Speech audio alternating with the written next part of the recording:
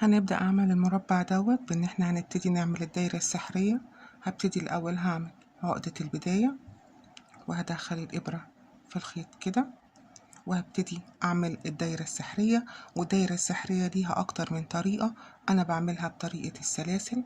هبتدي هعمل 1 2 3 4 سلاسل، وهاجي في السلسلة رقم 1 هدخل تحت الحلقة كده وهسحب الخيط وهطلع من الحلقة اللي على الإبرة. أبقى كده عملت الدايرة السحرية بتاعتي. هرتفع 1 2 3 سلاسل. بعد ما عملت الدايرة السحرية بتاعتي ارتفعت 3 سلاسل، هلف الخيط على الإبرة وهدخل جوه الدايرة اللي أنا عملتها وهعمل 15 عمود بلفة. أنا معتبرة إن الثلاث سلاسل اللي أنا ابتديت بيهم عمود، ابتديت هعمل جواها مع العمود ده 15 عمود بلفة، يعني يبقى معايا جوه الدايرة 16 عمود بلفة. بلف الخيط على الإبرة كده اهو وبخش جوه الدايرة اللي أنا عملتها وبسحب الخيط وبطلع من حلقتين واطلع من حلقتين تاني. يبقى كده معايا 1 2 3 عمود بلفة. بلف الخيط على الإبرة وبخش جوه الدايرة وبسحب الخيط وبطلع من حلقتين ومن حلقتين تانيين. ادي معايا 4 عمود بلفة. هكمل 16 عمود بلفة ونرجع نكمل مع بعض.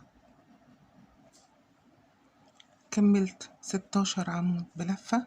هاجي في الخيط اللي ورا بتاع البداية هشده عشان اقفل الدايرة بتاعتي بالشكل ده. هاجي الثلاث سلاسل الاولانيين اللي انا كنت عاملاهم هسيب 1 2 وهاجي في السلسلة رقم 3 وهدخل فيها وهسحب الخيط وهطلع من الحلقة اللي على الإبرة عشان اقفل الدايرة بتاعتي. بعد ما قفلت الدايرة بتاعتي هرتفع 1 2 3 سلاسل، ودول برضو أنا هعتبرهم عمود بلف.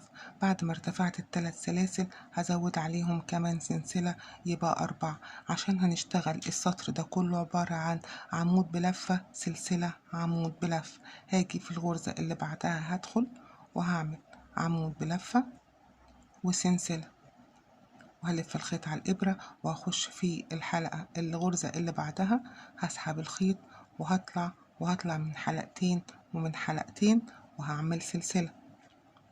هاجي في الغرزة اللي بعدها هدخل تحت الإبرة وهطلع وهسحب الخيط وهطلع من حلقتين ومن حلقتين وهعمل سلسلة.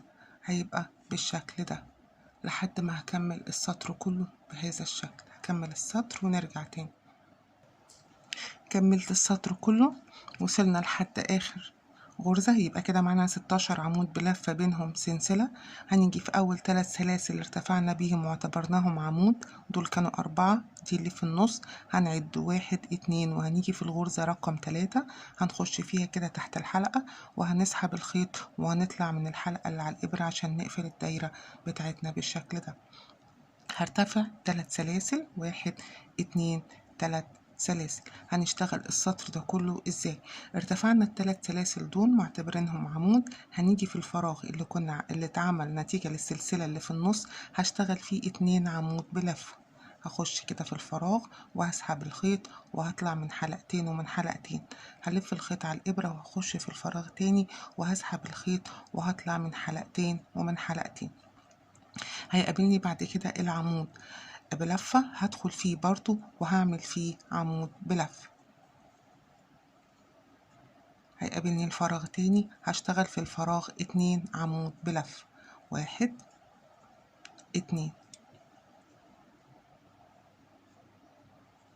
بعد كده العمود هشتغل فوق العمود عمود بلف، يعني السطر ده كله هيبقى في الفراغ 2 عمود بلفة وفوق العمود بلفة عمود بلف. 2 عمود بلفة في الفراغ وفوق العمود بلفة عمود بلف. وبنكمل السطر كله بنفس الطريقة، في الفراغ 2 عمود بلفة وفوق العمود بلفة عمود بلف بالشكل ده لحد ما هكمل السطر كله للآخر. هكمله ونرجع نكمل مع بعض. خلصت الدايرة بتاعتي ووصلت للآخر. هنا انت ممكن تكملي بنفس اللون، لكن انا هنا هغير اللون. هاجي 1 2 3 في السلسلة رقم 3 في اول 3 سلاسل كنا اشتغلنا فيهم، ادي 1 2 3 هدخل فيها كده، لكن مش هسحب الخيط. هجيب اللون التاني اللي انا عايزة اشتغل بيه وهحطه كده على الإبرة وهسحبه بالشكل ده واطلعه من الحلقتين الموجودين على الإبرة. هقفل عليه كده وهرتفع 3 سلاسل، 1 2 3، وهقفل عليهم كويس بالشكل ده. كده ارتفعنا 3 سلاسل، هزود كمان 2 4 5. يبقى انا غيرت اللون. انت عايزه تكملي بنفس اللون مفيش اي مشكله. هيبقى 1 2 3 4 5 سلاسل. ارتفعنا 5 سلاسل. هسيب 1 2 غرزة، وهخش في الغرزة رقم 3 هعمل غرزة حشو.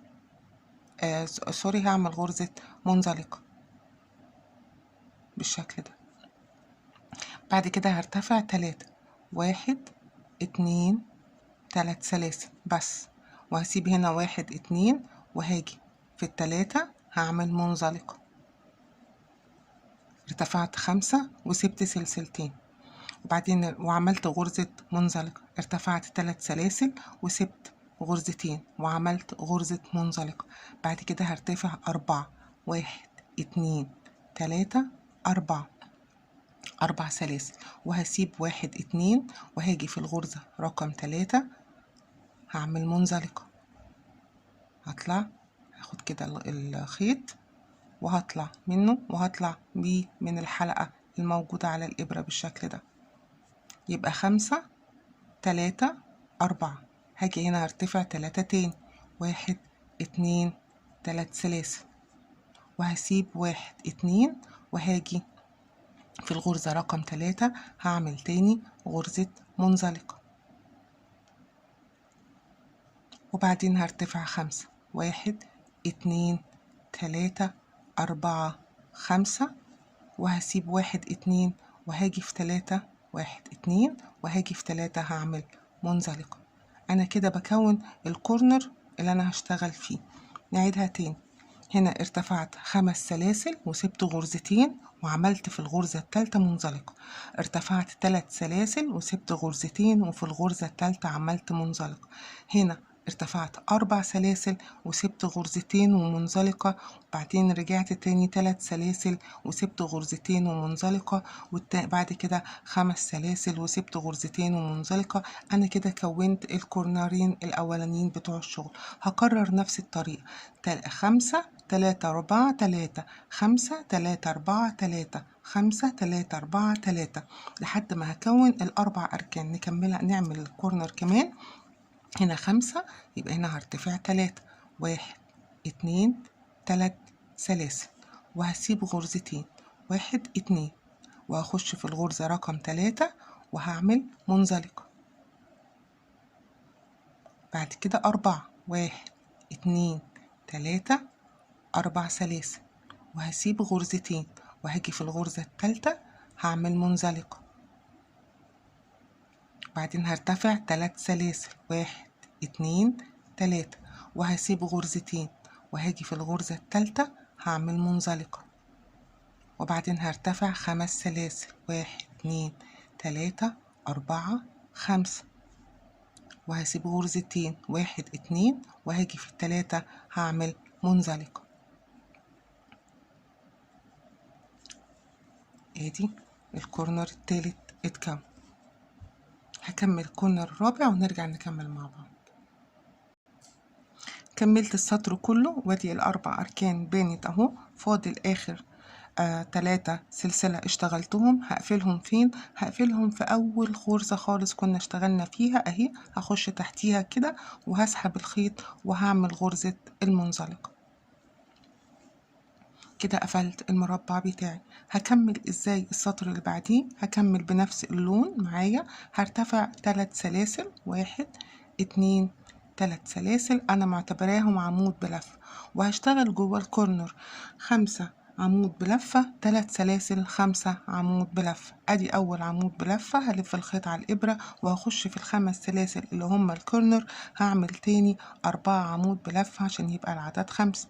1 2 3 عمود بلفة، 4 عمود بلفة، 5 عمود بلفة. يبقى أول حاجة ارتفعنا 3 سلاسل واشتغلنا جنبيهم 4 عمود بلفة عشان يبقى هو ده الكورنر الأولاني معايا. بعد كده هشتغل في نفس المكان 1 2 3 سلاسل، وفي نفس المكان هشتغل تاني 5 عمود بلفة. 1 2 3 عمود بلفة، 4 عمود بلفة، 5 عمود بلفة.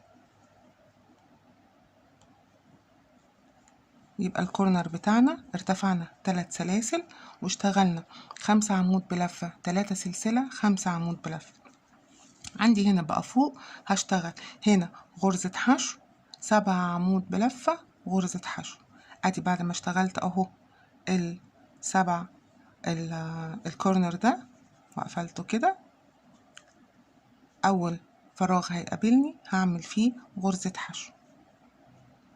الفراغ اللي بعديه هعمل فيه على طول هلف الخيط على الإبرة وهدخل جواه وهعمل 7 عمود بلف. 1 2 3 4 عمود بلفة، 5 عمود بلفة، 6 عمود بلفة، 7 عمود بلفة. الفراغ اللي بعديه هعمل فيه غرزة حشو وهرجع اكرر نفس الكورنر ده في الكورنر التاني. هعمل ازاي؟ هعمل 5 عمود بلفة، ادي 1 2 3 4 5 عمود بلفة، 3 سلسلة، 1 2 3. وفي نفس الكورنر هعمل تاني 5 عمود بلفة. 1 2 3 4 5 عمود بلفة.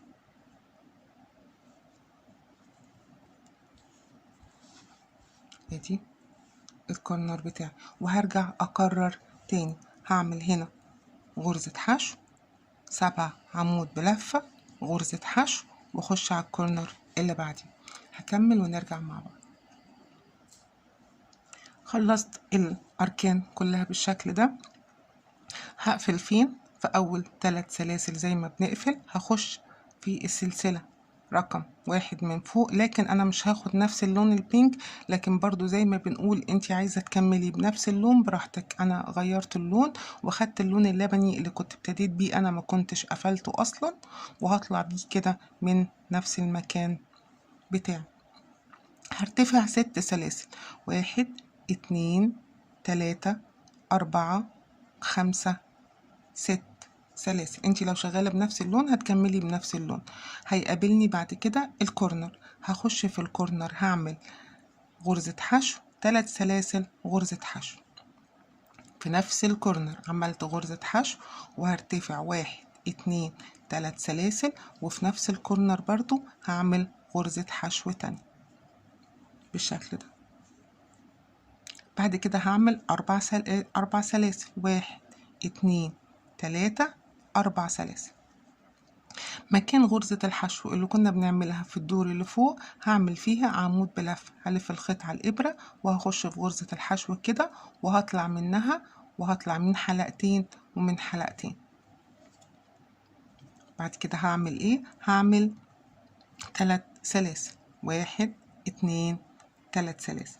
هيقابلني مين بعد كده؟ السبع غرز حشو، 7 غرز عمود بلف. هعد 1 2 3 وهاجي في الغرزة رقم 4 هعمل غرزة حشو. وزي ما كان هنا فيه 3 سلاسل هعمل تاني 3 سلاسل، 1 2 3. هتقابلني غرزة الحشو، هعمل في غرزة الحشو عمود بلف بالشكل ده. هيقابلني بعد كده الكورنر، هشتغل 4 غرزة سلسلة، 1 2 3 4. هيقابلني الكورنر تاني، هشتغل في الكورنر غرزة حشو، 3 سلسلة، غرزة حشو، بعد كده 4 سلسلة، 1 2 3 4 سلسلة. هيقابلني غرزة الحشو، كل غرز الحشو هشتغل فيها عمود بلفة، 3 سلسلة، 1 2 3. هيقابلني ال7 غرزة عمود بلفة، 1 2 3. هاجي في الغرزة رقم 4 هعمل غرزة حشو، 3 سلسلة، 1 2 3. هتقابلني غرزة الحشو، هلف الخيط على الإبرة وهخش في غرزة الحشو، هعمل عمود بلف، بعد كده 4 سلسلة، 1 2 3 4. وهيقابلني الكورنر، هشتغل فيه غرزة حشو، 3 سلسلة، غرزة حشو.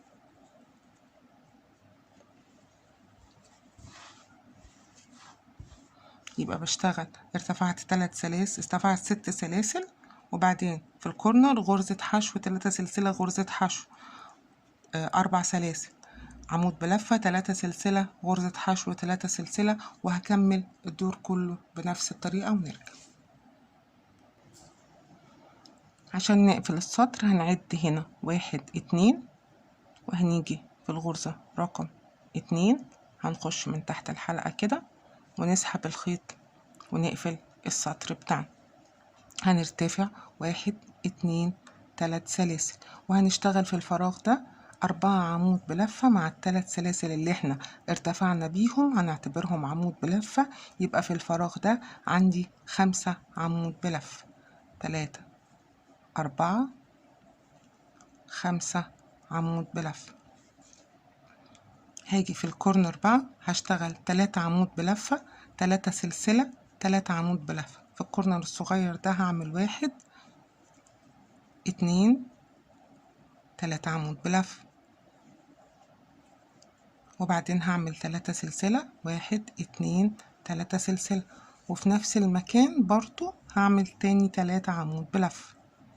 يبقى ابتدينا ب5 عمود بلفة، وفي الكورنر الصغير ده اشتغلنا 3 عمود بلفة، 3 سلسلة، 3 عمود بلفة. في الفراغ ده هشتغل تاني 5 عمود بلفة، 1 2، ده آخر سطر أصلا في المربع، 3 4 5. 5 عمود بلفة، 3 عمود بلفة، 3 سلسلة، 3 عمود بلفة، 5 عمود بلفة. هنا وهنا هشتغل في كل كورنر فيهم، في كل فراغ فيهم، هنا 3 عمود بلفة وهنا 3 عمود بلفة. هلف الخيط على الإبرة وهدخل كده هعمل 1 عمود بلفة، 2 عمود بلفة، 3 عمود بلفة. في الكورنر اللي بعديه، في الفراغ اللي بعديه 3 عمود بلفة، 1 عمود بلفة، 2 عمود بلفة، 3 عمود بلفة. في الكورنر اللي بعديه 5 عمود بلفة، 1 عمود بلفة، 2 عمود بلفة، 3 عمود بلفة، 4 عمود بلفة، 5 عمود بلفة بالشكل ده. وهكرر نفس اللي انا عملته الناحية دي، وهتبقى النهاية بتاعتي نهاية المربع بالشكل ده. ادي شكل المربع بتاعنا في النهاية. وممكن تعمليه بمجموعة ألوان، تغيري الألوان زي ما انت عايزة. ده آخر سطر احنا اشتغلناه، ممكن تشتغلي حواليه سطور عمود بلفة زي ما انت عايزة. وده شكل المربع لو احنا اشتغلناه سادة. أنا عملته في جاكيت. ده شكله لو اشتغلناه سادة، ده شكله لما نغير ألوان، ده شكله شكل تاني لتغيير الألوان. بعد ما بنخلصه ممكن تكملي عليه سطور دائرية زي ما انت عايزة، بالعمود العمدان بلفة، في كل غرزة عمود بلفة تعملي عمود بلفة. وده شكل المربع بتاعنا. انا عملته جاكيت، هبقى انزل لكم الصور بتاعته، وهنعمل فيديو تاني ازاي نشبك المربعات بتاعته مع بعض. مربع سهل جدا، ولما بتغيري في الألوان بيبقى شكله لطيف جدا.